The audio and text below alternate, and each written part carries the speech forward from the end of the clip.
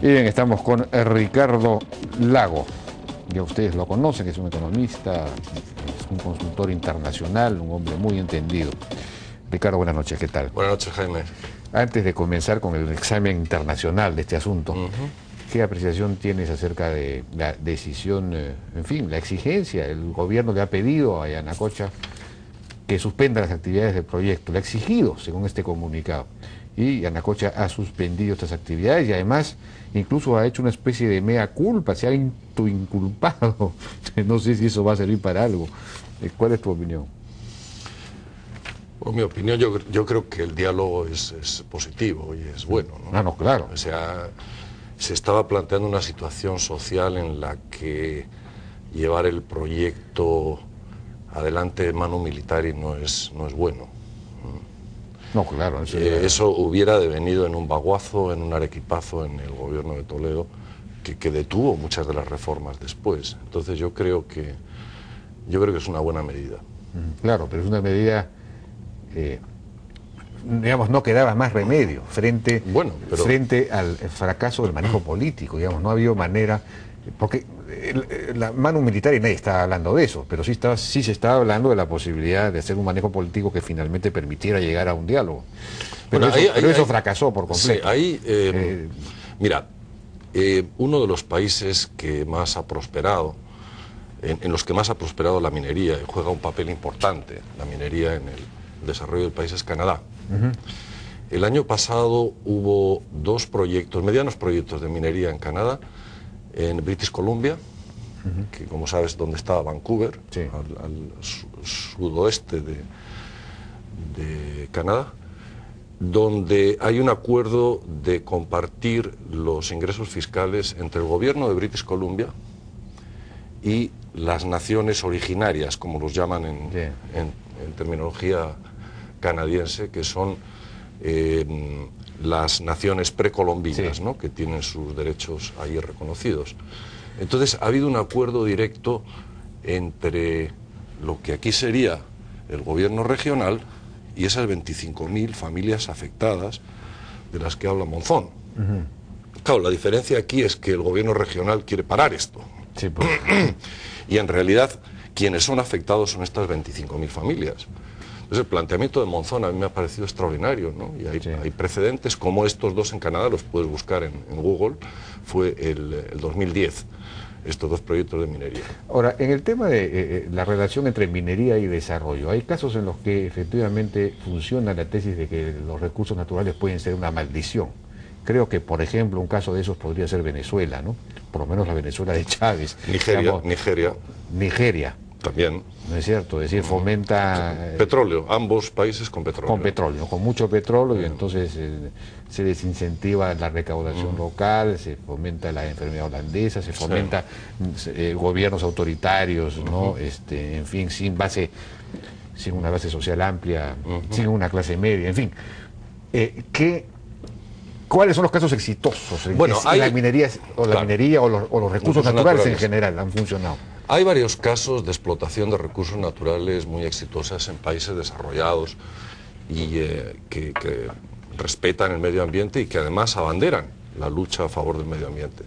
Uno es Noruega, petróleo y gas, quinto exportador de petróleo, tercer exportador de gas del mundo.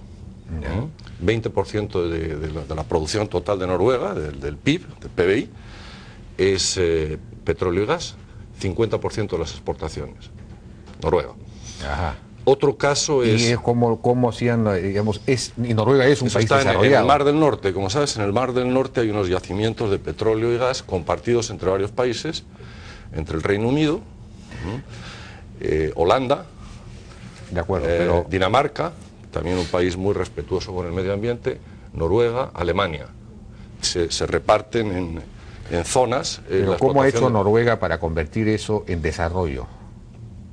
Bueno, Noruega primero toman medidas correctivas y paliativas para posibles desastres medioambientales. Claro. Tuvimos un caso claro, como sabes, de BP, de British Petroleum en el Caribe, el año pasado. se derramaron 5 millones de barriles de petróleo en una superficie de 180.000 kilómetros cuadrados, y esas cosas pasan.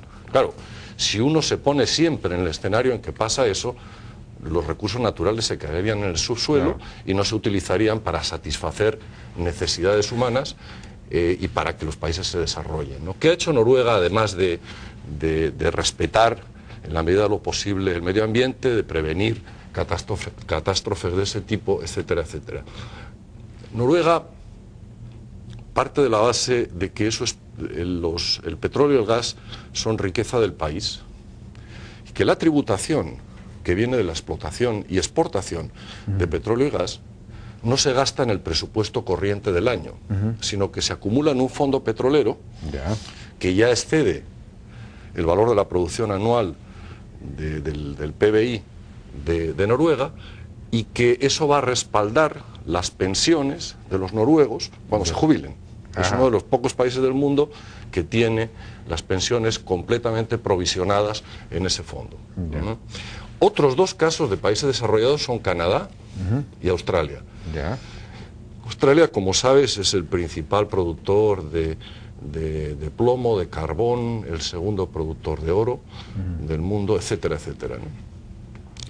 A los precios actuales de los minerales, Australia, del PBI, las estadísticas dicen que es alrededor del 5%, pero si uno lo calcula los precios actuales será alrededor de 10% del PBI. 10% del PBI y alrededor de un tercio de las exportaciones de Australia son minerales.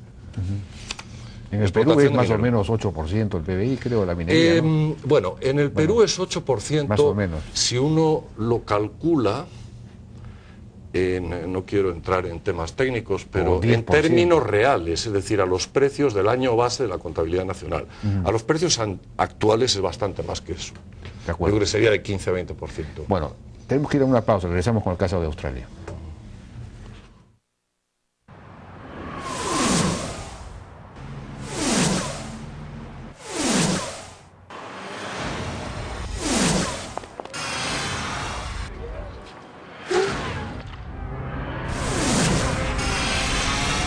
Ahora Claro te trae una super velocidad. 4G, la llave a un nuevo mundo en tecnología. Siente la velocidad como nunca imaginaste, con la tecnología 4G de Claro, la red donde todo es posible.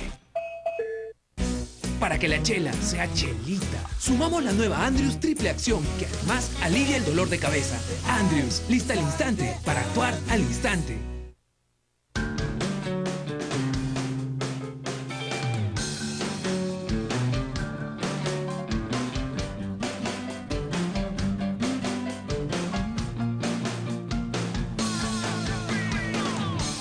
Te hace ver más elegante que unas maletas Kenneth Cole. Y ahora con Scotia Puntos puedes tenerlas desde 80 soles más 5.000 puntos. Solo llámanos al 219-4131 y te las llevamos. Scotiabank. Buscábamos modelos para la nueva ropa interior de Plenitud Active. Y así conocimos a Marta, que le encanta viajar. A Rubén, que siempre va al estadio. Para ellos y para ti, creamos la primera y única ropa interior con protección para adultos mayores, hecha con Cotton Flex, una innovadora tela que se ve y se siente como algodón. Y es que todos tienen algo en común, que viven la vida a plenitud. Pruébala y siente la diferencia.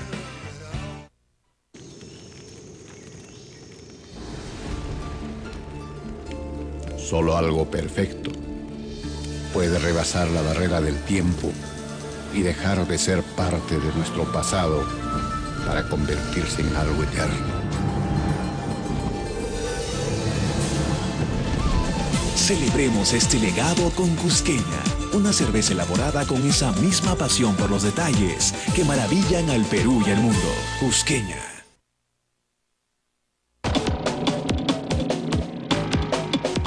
Seguimos conversando entonces con Ricardo Lago. Estábamos hablando de Australia. Sí, bueno, y Canadá es parecido, ¿no? Si uno lo calcula, la producción de minerales y también de petróleo, como sabes, hay estas arenas petroleras en Calgary. Si uno lo pone a los precios de hoy, en la producción de Canadá de un año, el famoso PBI, sería alrededor de 10%, entre 8 y 10%. y la exportación sería alrededor de 1/3. En Perú, como sabes, la exportación de minerales es alrededor de 2/3, 65%, 70%. Y del PBI, si uno lo calcula con el año base, a los precios del año base, te da un 9% del PBI, 8-9%, si uno lo calcula a los precios actuales, que son muy altos, te daría entre 15 y 20%. Ahora, de todos modos, para un país desarrollado, que la minería sea 10 o 15% o 20% como en Noruega, es un porcentaje muy alto, porque se supone que en un país desarrollado ya hay otros sectores que se han expandido mucho más. Claro, eso te dice que países que son muy sensibles al tema medioambiental, a los derechos humanos, a todo este tipo de cosas, y Noruega es uno de los países de frontera y de vanguardia en este respecto, explotar los recursos naturales es algo que se lleva a cabo, ¿no? Porque es para satisfacer las necesidades de la población. Ahora, teniendo en cuenta que hay que paliar, hay que prevenir accidentes, paliar efectos medioambientales, que siempre lo va a tener, y después tener en cuenta que es un recurso no renovable. Una vez que lo sacas del subsuelo, ya no está ahí.